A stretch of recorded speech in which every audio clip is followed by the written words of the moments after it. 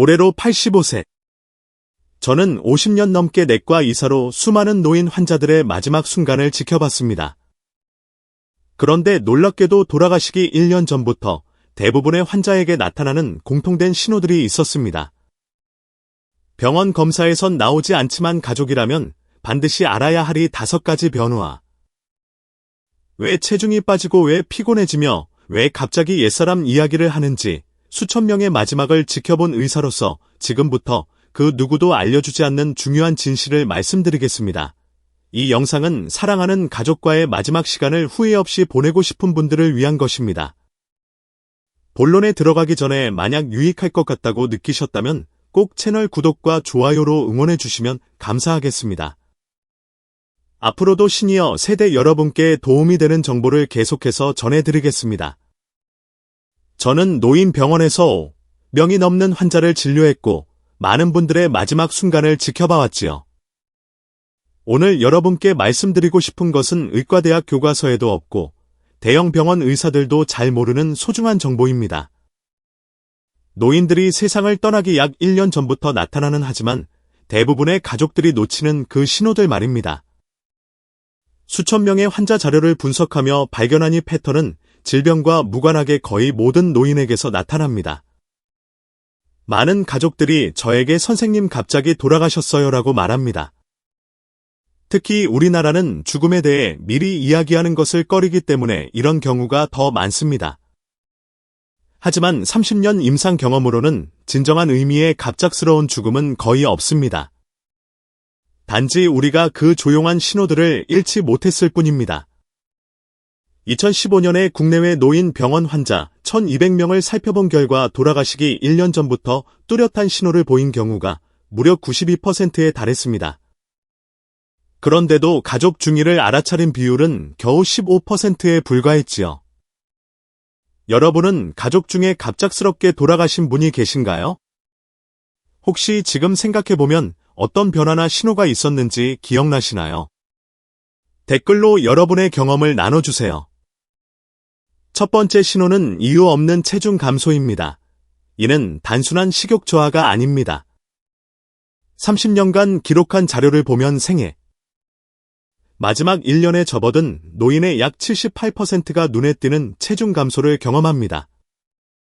평균적으로 6개월 동안 체중의 5대 8%가 감소하는 데에는 60노인이 3대 5kg 빠지는 수준입니다. 특이한 점은 이런 체중 감소가 암이나 다른 질병으로 인한 것이 아닌 경우가 많다는 사실입니다. 이것은 우리 몸이 단백질을 만들고 근육을 유지하는 능력이 줄어든다는 신호입니다. 체중이 줄어드는 것은 단순히 살이 빠지는 것이 아니라 근육량이 급격히 감소하고 있다는 증거이지요. 이로 인해 기력이 빠르게 떨어지고 병을 이겨내는 힘도 약해집니다. 우리 병원에 90세 취할머니가 계셨습니다. 625 전쟁 시절에도 끼니를 거른 적 없다고 자랑하시던 분이었지요. 평생 자식들을 위해 밥상을 차리셨고 손주들이 방문할 때면 늘 푸짐한 음식을 준비하셨습니다. 그러다 어느 날 딸이 찾아와 이렇게 말했습니다. 선님, 어머니가 요새 밥을 잘 안 드세요. 평소 좋아하시던 찌개도 국물만 드시고 또 2달 사이에 헐렁해졌어요.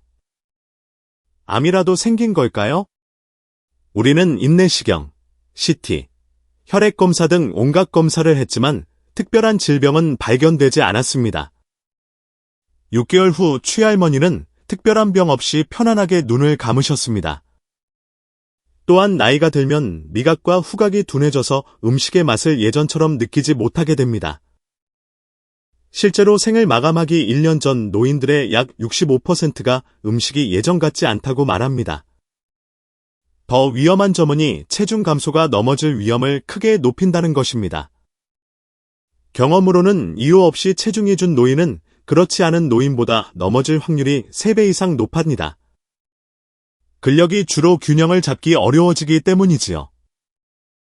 특히 우리나라 노인들의 경우 잘 먹어야 한다는 생각 때문의 시기가 환자와 가족 모두에게 스트레스가 됩니다.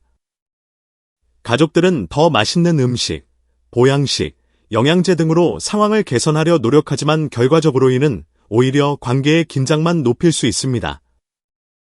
환자 가족들에게 항상 조언하는 것은 이 시기에는 음식의 양보다 순간의 즐거움에 집중하라는 것입니다. 할머니가 평생 건강을 위해 못 드시던 아이스크림이 있다면 이제는 그 작은 행복을 허락해드려도 좋습니다. 실제 사례를 하나 더 들어볼까요? 87세 장아버지는 6개월 동안 7kg 빠졌습니다.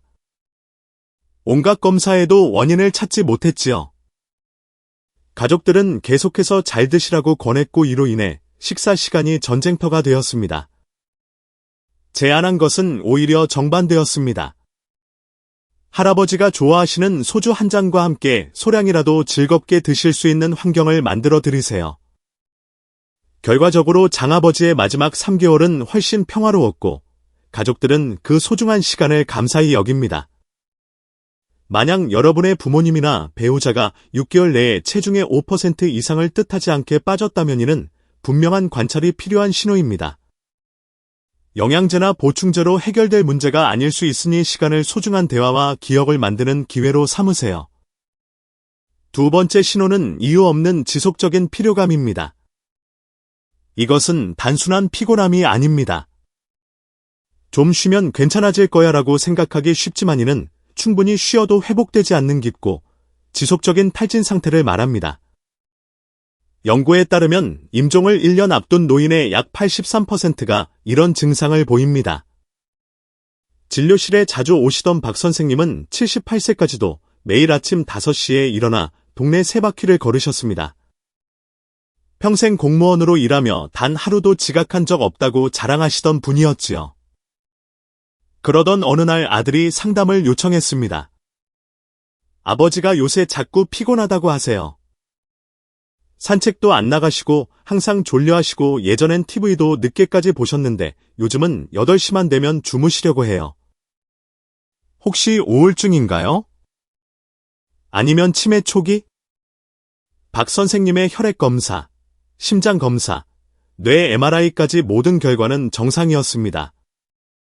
하지만 1년 후 그는 평화롭게 세상을 떠나셨습니다. 이런 피로감이 나타나는 데는 3가지 주요 이유가 있습니다. 첫째, 우리 몸의 에너지 공장이 효율을 잃기 시작합니다. 세포 속에서 에너지를 만들어내는 능력이 크게 떨어지는 것이지요. 둘째, 심장이 혈액을 보내는 힘이 약해집니다. 심장이 더 이상 효과적으로 피를 펌프질하지 못하면서 몸 구석구석으로의 산소 공급이 줄어듭니다. 혈액 검사상 이상이 없더라도 세포가 필요로 하는 산소가 부족해지는 것입니다. 셋째, 뇌의 활력을 담당하는 물질들이 감소합니다. 특히 의욕과 에너지를 조절하는 물질들이 줄어들면서 활력이 저하됩니다. 가장 흔하게 볼 수 있는 증상은 피로파도 현상입니다. 아침에는 비교적 괜찮다가도 갑자기 압도적인 피로가 밀려오는 것이지요. 마치 벽에 부딪힌 것처럼 갑자기 기운이 빠지는 경험을 하게 됩니다. 위험한 점은 이러한 피로감으로 인해 노인들이 일상생활에서 점점 물러나게 된다는 것입니다. 사회적 활동이 줄어들고 운동량이 감소하며 결과적으로 근육량이 더 빠르게 줄어드는 악순환이 발생합니다. 또한 피로로 인한 주의력 저하는 넘어지거나 사고날 위험을 높입니다. 특히 우리나라 노인 세대는 계엄을 큰 죄로 여기는 경향이 있어 이런 피로감을 자신의 의지력 부족으로 오해하고 자책하는 경우가 많습니다. 이로 인한 마음의 부담이 상황을 더 악화시키기도 합니다. 실제 환자 중에는 평생 농사일을 하며 부지런히 살아온 82세 할머니가 계셨습니다. 갑자기 찾아온 극심한 피로감에 내가 게을러졌나 자책하며 무리하게 일을 하려다 결국 쓰러지신 경우도 있었습니다. 30년 경험으로 볼 때 가족들이 가장 큰 실수를 하는 부분이 바로 여기입니다. 더 활동적으로 지내셔야 해요. 운동을 해야 기력이 좋아져요라고 권유하는 것이지요. 하지만 이 시기에는 오히려 의미 있는 휴식을 도와드리는 것이 중요합니다. 어떻게 도울 수 있을까요? 우선 하루 중 기운이 가장 좋은 시간대를 파악하고 그 시간에 가장 의미 있는 활동을 계획하세요. 대부분 아침 시간이 가장 에너지가 높습니다. 또한 짧은 활동 후 충분한 휴식을 취할 수 있도록 환경을 만들어주세요. 그리고 무엇보다 이런 피로감이 계엄이나 의지 부족이 아니라 자연스러운 몸의 변화임을 이해시켜 드리는 것이 중요합니다. 박 선생님의 아들은 결국 아버지의 일과를 바꿨습니다. 긴 산책 대신 아침에 짧은 정원 산책으로 바꾸고 오후에는 충분한 휴식 시간을 마련했지요. 그리고 가장 중요한 것은 아버지가 피곤해 하실 때 더 이상 힘내세요라고 말하지 않고 그저 함께 앉아 손을 잡아드렸다는 것입니다. 여러분은 언제 마지막으로 부모님이나 배우자의 손을 오래 잡아드렸나요? 때로는 말보다 그런 따뜻한 접촉이 더 큰 위로가 됩니다. 세 번째 신호는 관심과 의식이 내면으로 향하는 것입니다. 이것은 단순한 건망증이나 혼란스러움이 아닙니다. 30년간의 관찰 결과 임종 1년 전 노인들의 약 75%가 이런 변화를 보입니다. 현재보다는 과거의 현실보다는 추억에 더 집중하게 되는 것이지요. 83세 이할머니의 손녀가 물었습니다. 할머니가 갑자기 돌아가신 할아버지 이야기를 자꾸 하세요. 50년 전에 돌아가셨는데요. 또 가끔은 주변 사람을 못 알아보기도 하시고 어제는 어머니가 부른다고 하셨는데 증조 할머니는 70년 전에 돌아가셨거든요. 치매인가요? 아니면 환각? 정밀 검사를 진행했습니다. 이 할머니는 뇌 검사에서 경미한 저산 소증만 있을 뿐 치매는 아니었습니다. 그저 몸이 보내는 신호를 따라가고 계셨던 겁니다. 8개월 후 할머니는 꿈에서 할아버지를 만났다고 말씀하신 다음 날 아침 평화롭게 떠나셨습니다. 이런 현상이 나타나는 이유는 우선 뇌로 가는 혈액의 작은 변화가 일어나기 때문입니다. 특히 생각과 결정을 담당하는 앞부분과 기억을 담당하는 부분의 혈류가 감소하면서 가장 오래되고 깊은 기억들이 오히려 더 선명해지는 현상이 나타납니다. 또한 뇌속 물질의 균형이 변화하면서 오래된 기억과 관련된 경로가 더 활성화됩니다. 이것이 바로 먼 과거의 기억이 더 생생하게 떠오르는 이유입니다. 놀라운 점은 이 시기의 노인들이 종종 이미 돌아가신 가족이나 친구에 대해 이야기하고 때로는 그들을 본다고 말하기도 한다는 것입니다. 의료계에서는 이를 임종전 방문이라고 부릅니다. 실제로 호스피스에 계신 환자의 약 50대 60%가 이런 경험을 한다는 연구 결과가 있습니다. 많은 가족들이 이런 현상을 정신 이상으로 오해하기 쉽지만 이는 실제로 매우 자연스러운 과정입니다. 전 세계 거의 모든 문화권에서 비슷한 현상이 보고되고 있지요. 위험한 점은 이런 변화로 인해 현실적인 판단력이 떨어질 수 있다는 것입니다. 돈 관리나 중요한 결정에 영향을 미칠 수 있으며 낯선 환경에서 길을 잃거나 혼란스러워할 위험도 높아집니다. 또한 대화나 모임에 참여하는 관심이 줄어들고 조용히 앉아있는 시간이 많아집니다. 이것은 그들이 여러분을 사랑하지 않아서가 아닙니다. 그저 마음이 점점 내면으로 향하고 있는 것입니다. 환자 중 평생 사교적이었던 78세 김할아버지는 손자의 결혼식에서도 조용히 구석에 앉아 계셨습니다. 가족들은 그가 행사를 즐기지 않는다고 오해했지만 나중에 할아버지는 내 인생에서 가장 행복한 날이었다고 말씀하셨습니다. 그저 그것을 표현하는 방식이 달라진 것뿐이었지요. 이 시기에 가족들이 할 수 있는 가장 소중한 일은 그들의 이야기를 들어주는 것입니다. 때로는 현실과 다르게 들리는 이야기라도 그것을 부정하거나 현실로 돌려놓으려 하지 마세요. 그저 그 여정에 함께해 주는 것이 중요합니다. 실제 도움이 되는 조언을 드리자면 환경을 단순하고 익숙하게 유지하세요. 복잡한 새로운 장소보다는 친숙한 공간이 더 안정감을 줍니다. 또한 옛날 사진첩이나 추억의 물건들을 함께 보는 것도 좋은 방법입니다. 그리고 무엇보다 그들이 말하는 보인다거나 들린다는 경험을 부정하지 마세요. 그것은 그들에게 매우 실제적이고 의미 있는 경험입니다. 여러분은 가족 중에 이런 변화를 보이는 분이 계신가요? 어떻게 반응하고 계신지요? 네 번째 신호는 몸의 방어력이 크게 약해지는 것입니다. 이는 단순히 나이가 들어 염증에 약해지는 것과는 다릅니다. 연구에 따르면 임종 1년 전 노인의 약 82%가 갑작스럽고 지속적인 면역력 저하를 경험합니다. 76세 정아버지는 평생 건강하게 사셨습니다. 군장교 출신으로 규칙적인 생활과 철저한 자기관리로 유명했지요. 그런데 어느 날부터 작은 감기에도 쉽게 걸리고 상처가 잘 아물지 않기 시작했습니다. 6개월 동안 3번의 폐렴으로 입원하셨지요. 가족들은 왜 갑자기 면역력이 약해졌을까요? 라고 물었습니다. 모든 검사에서 면역 체계는 나이에 비해 정상으로 나왔습니다. 하지만 9개월 후 정할아버지는 가벼운 독감으로 시작된 합병증으로 돌아가셨습니다. 의학적으로 보면 나이가 들면서 우리 몸의 면역 체계는 서서히 약해집니다. 하지만 생의 마지막 단계에서는 그 속도가 훨씬 빨라집니다. 자세히 살펴보면 병균을 퇴치하는 우리 몸의 방어세포들이 제 기능을 못하게 됩니다. 이 세포들은 바이러스나 세균을 인식하고 제거하는 핵심 역할을 하는데 그 능력이 현저히 떨어지는 것이지요. 또한 몸의 만성적인 염증 상태가 지속되면서 전반적인 건강이 악화됩니다. 특히 주목할 점은 평생 건강했던 사람들에게서 이런 변화가 더 뚜렷하게 나타난다는 것입니다. 그들은 갑자기 반복적인 감염에 시달리게 되고 상처 치유 시간이 현저히 늘어나며 항생제에 대한 반응도 둔해집니다. 위험한 점은 노인에게서는 증상이 젊은 사람과 다르게 나타난다는 것입니다. 고열이나 통증 같은 전형적인 증상 대신 단순한 혼란이나 식욕자와 피로감으로만 나타날 수 있습니다. 이를 비전형적 질병 표현이라고 합니다. 예를 들어 심각한 요로 감염이 있어도 노인은 배너통이나 요통을 호소하지 않을 수 있습니다.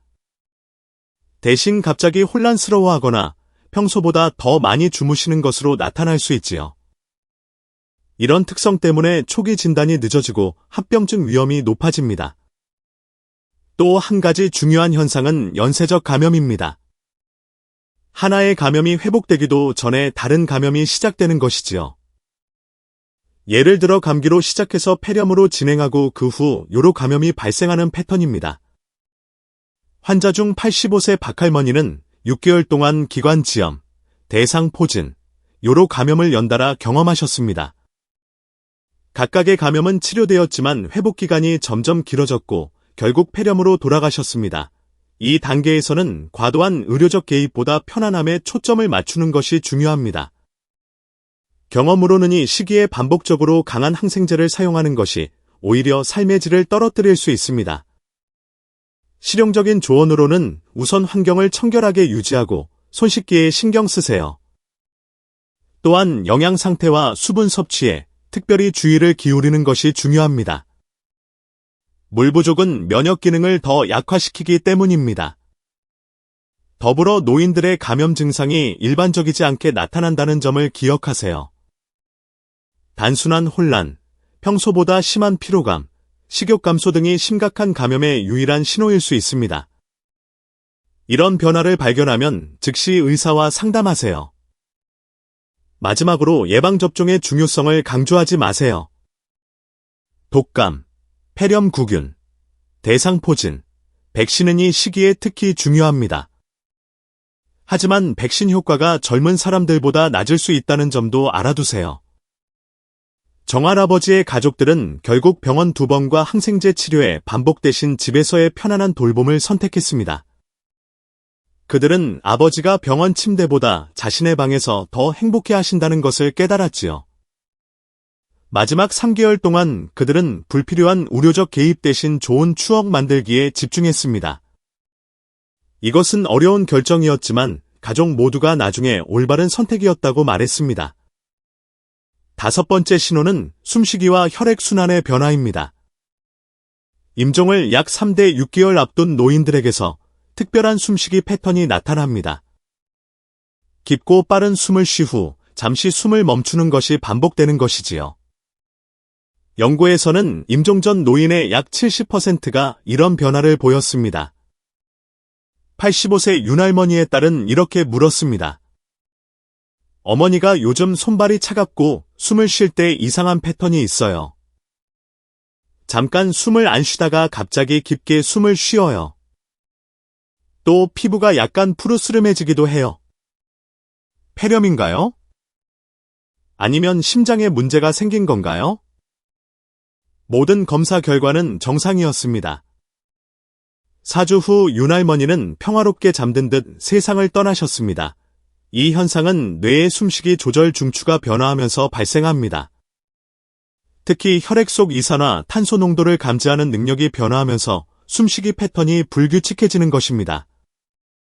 또한 혈액순환 패턴도 크게 변화합니다. 몸이 중요한 장기에 혈액을 집중시키는 과정이 일어나면서 손발이 차가워지고 피부색이 창백해지거나 때로는 푸르스름해집니다. 이를 말초 혈액순환 감소라고 합니다. 더 자세한 변화로는 피부의 대리성분에 같은 반점이 생기는 것도 있습니다.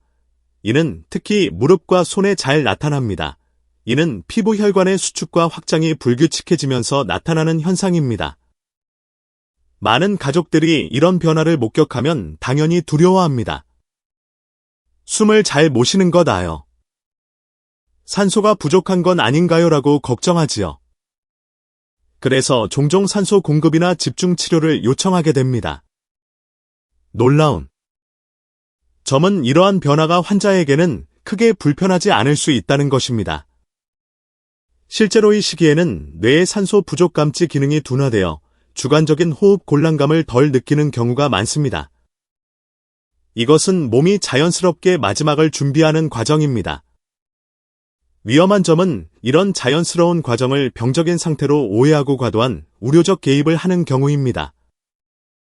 종종 2단계에서의 산소 공급, 인공호흡기 적용 등은 오히려 불편함만 가중시킬 수 있습니다. 환자 중 92세 황할아버지의 경우 이러한 호흡 변화가 나타났을 때 가족들은 처음에 적극적인 치료를 원했습니다. 하지만 저는 그들에게 이것이 자연스러운 과정임을 설명했고 대신 할아버지가 편안함을 느낄 수 있는 방법을 제안했습니다. 결과적으로 황할아버지는 병원이 아닌 집에서 사랑하는 가족들에 둘러싸여 평화롭게 생을 마감하셨습니다. 이 시기에 가족들이 할 수 있는 가장 중요한 일은 따뜻함과 편안함을 제공하는 것입니다. 방 온도를 적절히 유지하고 가벼운 이불을 덮어드리고 입술이 마르지 않도록 도와드리는 것이 큰 차이를 만듭니다. 실용적인 조언으로는 우선 실내 공기를 신선하게 유지하세요. 창문을 살짝 열어두는 것이 도움이 될 수 있습니다. 또한 자세를 자주 바꿔주고 얇은 이불을 사용해 온도 조절을 돕고 입술과 입안이 마르지 않도록 작은 스펀지로 물을 적셔드리는 것이 좋습니다. 무엇보다 이 시기에는 의료적 개입보다 마음의 위로가 더 중요합니다. 손을 잡아주고 부드럽게 말을 걸어주세요. 비록 반응이 없더라도 청각은 마지막까지 남아있는 감각입니다. 그들은 여러분의 목소리를 듣고 있을 것입니다. 여러분은 이런 변화를 본 적이 있으신가요? 그때 어떤 선택을 하셨나요? 노인의 몸에서 일어나는 이러한 변화들은 단순한 노화 현상이 아닌 더 근본적인 생리학적 변화의 일부입니다. 이 과정을 좀 더 깊이 이해하면 우리가 마주하는 변화들에 더 현명하게 대응할 수 있습니다. 우선 세포 에너지 생산 메커니즘의 변화를 살펴보겠습니다. 우리 몸의 모든 세포 내에는 미토콘드리아라는 에너지 발전소가 있습니다. 이 미토콘드리아는 음식에서 얻은 영양소와 산소를 결합해 ATP라는 에너지를 만들어냅니다. 마지막 생애 단계에서는 이 미토콘드리아의 수와 효율성이 급격히 감소합니다. 마치 발전소의 일부가 꺼지고 나머지도 최대 출력으로 일하지 못하는 상태와 비슷합니다.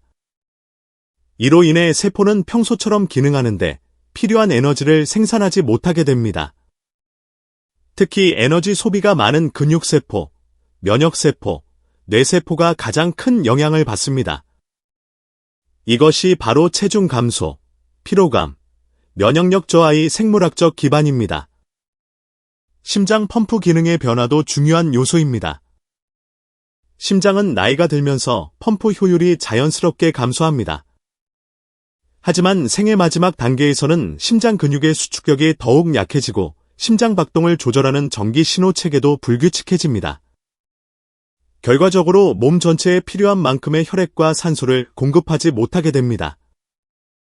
재미있는 점은 이런 변화가 일반적인 심장 검사에서는 잘 드러나지 않는다는 것입니다. 초음파나 심전도가 정상 범위처럼 보일 수 있지만 실제 기능은 미세하게 저하되고 있는 것이지요. 이것이 바로 의학적 검사는 모두 정상인데 환자는 계속 피로감을 호소하는 이유입니다. 이러한 신체 변화를 이해할 때 중요한 것은 이것이 병리적 과정이 아니라 자연스러운 삶의 마무리 과정이라는 점입니다. 모든 생명체는 성장과 번식 이후에 자연스럽게 쇠퇴하는 단계를 거칩니다. 우리 몸은 이 과정을 가능한 한 편안하게 만들기 위해 여러 적응 메커니즘을 작동시킵니다. 예를 들어 호흡 변화는 몸이 점점 덜 필요로 하는 산소를 적절히 조절하는 방법입니다. 또한 말초 혈액순환의 감소는 중요장기에 혈액을 집중시켜 해심 기능을 최대한 오래 유지하려는 전략이지요. 이는 마치 침몰나는 배에서 중요한 구역에만 전력을 공급하는 것과 비슷합니다. 죽음에 대한 문화적 인식 차이는 이러한 자연스러운 과정을 어떻게 받아들이는지에 큰 영향을 미칩니다. 서구 사회는 최근 몇십 년간 죽음을 의학적으로 통제하고 지연시켜야 할 대상으로 여겨왔습니다. 반면 우리 한국 사회는 전통적으로 죽음을 삶의 자연스러운 일부로 여겨왔지만 현대화 과정에서 죽음에 대한 노예 자체를 꺼리는 문화가 해졌습니다. 특히 우리나라 노인 세대는 자녀들에게 부담을 주지 않으려는 마음이 매우 강합니다. 그래서 자신의 신체 변화나 불편함을 숨기고 증상이 심각해질 때까지 말하지 않는 경우가 많습니다. 이런 문화적 특성 때문에 가족들이 변화를 알아차리기 더 어려워지는 것이지요. 누구나 가족을 돌보는 과정에서 정서적, 신체적, 경제적 부담을 느낍니다. 특히 부모님의 건강이 쇠약해지는 과정을 지켜보는 것은 매우 고통스러운 경험입니다. 하지만 이 신호들을 인식하고 준비하는 것은 이런 부담을 줄이고 더 의미 있는 돌봄을 가능하게 합니다. 요즘 일본과 같은 고령화 사회에서는 임종기 돌봄에 대한 인식이 많이 변화하고 있습니다. 무조건적인 생명 연장보다는 삶의 질과 존엄성을 중시하는 방향으로 바뀌고 있지요. 우리 사회도 이제 죽음에 대해 더 열린 대화를 나눌 필요가 있습니다. 이는 결코 포기가 아니라 더 현명한 선택을 위한 준비입니다. 가족들이 임종 준비를 할 때 실질적으로 도움이 되는 몇 가지 방법을 알려드리겠습니다. 우선 법적 의료적 결정을 미리 준비하는 것이 중요합니다. 연명의료결정법에 따라 사전 연명의료의향서를 작성해두면 불필요한 의료적 개입을 줄이고 환자의 뜻을 존중할 수 있습니다. 또한 재산 상속이나 장례 방식에 대한 희망사항도 미리 확인해 두는 것이 좋습니다. 이런 대화는 시작하기 어렵지만 평소 건강할 때 조금씩 자연스럽게 나누는 것이 좋습니다. 예를 들어 뉴스나 드라마에서 관련 주제가 나왔을 때 가볍게 물어보는 것도 방법입니다. 혹시 나중에 건강이 안 좋아지면 어떻게 지내고 싶으세요? 특별히 하고 싶은 일이 있으신가요? 와 같은 질문은 부담 없이 대화를 시작할 수 있습니다. 호스피스와 원화 의료 서비스를 적극 활용하는 것도 매우 도움이 됩니다. 우리나라에서도 이제 많은 병원과 기관에서 호스피스 서비스를 제공하고 있습니다. 이들은 통증 관리뿐 아니라 심리적, 영적 지원까지 전문적인 도움을 제공합니다. 또한 가정 호스피스 서비스를 통해 병원이 아닌 집에서도 전문적인 돌봄을 받을 수 있습니다. 돌봄 제공자인 가족의 건강도 매우 중요합니다. 가족 중 한 사람이 아프면 모든 관심이 그분에게 집중되지만 돌보는 사람의 건강도 똑같이 중요합니다. 충분한 휴식, 자신만의 시간 필요하다면 전문적인 심리 상담을 받는 것도 좋은 방법입니다. 지역 내 가족 돌봄 지원센터나 자조 모임을 찾아보는 것도 도움이 됩니다. 마지막 순간의 의미를 찾는 것은 환자와 가족 모두에게 큰 위안이 됩니다. 실제로 생애회고, 인터뷰나 영상 편지, 가족 역사 기록 등은 소중한 유산이 될 수 있습니다. 한 환자 가족은 할머니의 음식 레시피와 인생 이야기를 책으로 만들어 가족 전체에 선물했습니다. 이는 할머니에게는 자신의 삶이 같이 있었다는 확인을, 가족에게는 영원한 추억을 선사했지요. 또한 미해결된 관계를 정리하는 것도 중요합니다. 용서를 구하거나 감사를 표현하거나 사랑을 확인하는 것은 마음의 평화를 가져다 줍니다.